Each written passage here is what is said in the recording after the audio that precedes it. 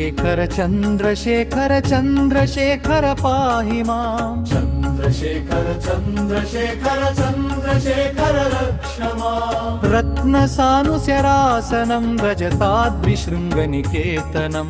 शिञ्जिनीकृतपन्नगेश्वरमच्युतानलसायकम् चन्द्रशेखर चन्द्रशेखर चन्द्रशेखर रक्ष माम् क्षिप्रदग्धपुरत्रयं त्रिदशालयैरभिवन्दितं चन्द्रशेखरमाश्रये मम किं करिष्यति वयमहम् चन्द्रशेखर चन्द्रशेखर चन्द्रशेखर रक्ष माम्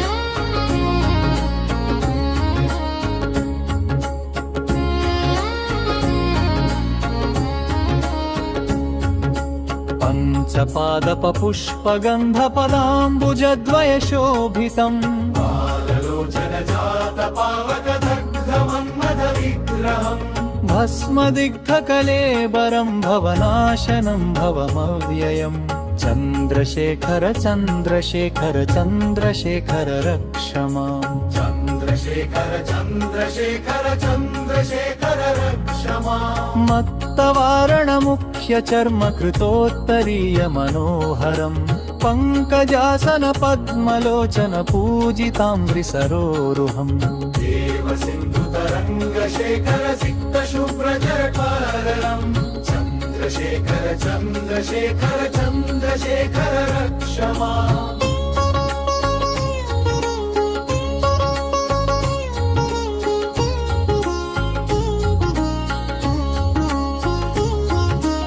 यक्षराजसखं भगक्षहरं भुजङ्गविभूषणम् शैलराजसुतापरिष्कृतचारुवामकलेवरम् क्षेलनीलगलं परश्वधधारिणं मृगधारिणं चन्द्रशेखर चन्द्रशेखर चन्द्रशेखर पाहि माम् चन्द्रशेखर चन्द्रशेखर चन्द्रशेखर रक्ष माम्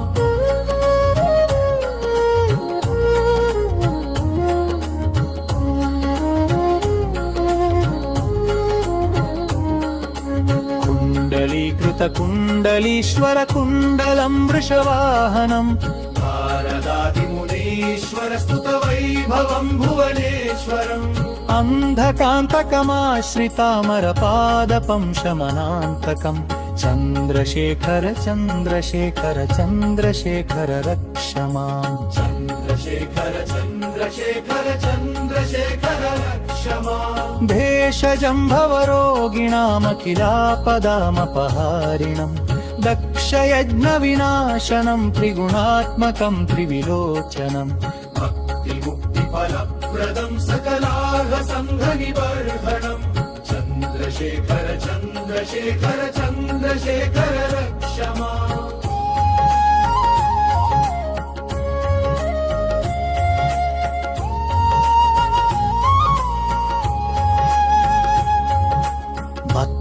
भक्तवत्सलमर्चितं निधिमक्षयं हरिदम्बरम् सर्वभूतपतिं परात्परमप्रमेयमनुत्तमम् सोमवारिन भूहुताशन सोमपाद्यखिलाकृतम् चन्द्रशेखर चन्द्रशेखर चन्द्रशेखर पाहि माम् चन्द्रशेखर चन्द्रशेखर चन्द्रशेखर रक्ष माम् विश्वसृष्टिविधायकं पुनरेव पालन तत्परम् संहरं तमपि प्रपञ्चमशेषलोकनिवासिनम् क्रीडयन्तमहर्निशं गणनादयुधसमन्वितम् चन्द्रशेखर एव तस्य ददाति मुक्तिमयत्नतः